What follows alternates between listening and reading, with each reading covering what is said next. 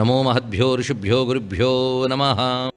అది ప్రతి వారికి విన్నపం ఏంటంటే శ్రీరాముని విడిచిపెట్టకండి. అది వ్యక్తిని రక్షిస్తుంది, సమాజాన్ని రక్షిస్తుంది, దేశాన్ని రక్షిస్తుంది. అంత శక్తివంతమైనది.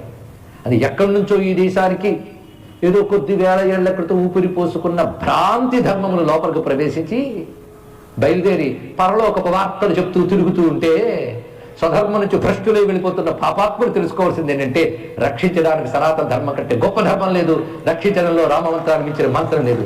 శ్రీరామ చాలు. జపించు, లిఖించు, పఠించు, పాడుగా చేసిన శక్తివంతమైనది. అది ఏంటో శ్రీరామ రామన్నారు కానీ రాయడానికి 3 రావట్లేదండి. మరి ఏం చేస్తాం, పాపం అంత పెరిగిపోయింది. హాయిగా శ్రీరామ అంటే దానికి కొత్త పేర్లు కలిపేసుకుని పలకడం, రామ్ ముందు వెనకల్లో, అది బాధాకరమైన అవసరం. ఇక్కడ శాస్త్రం ఎలా చెప్పిందో అలా పలకండి, శ్రీరామ అంతే, పలకట్లేదు. తనివి తీరా శ్రీరామ రామ రామ అనుకో, లేదు శ్రీరామ జయ రామ జయ జయ రామ అనుకో. తీవ్రమైన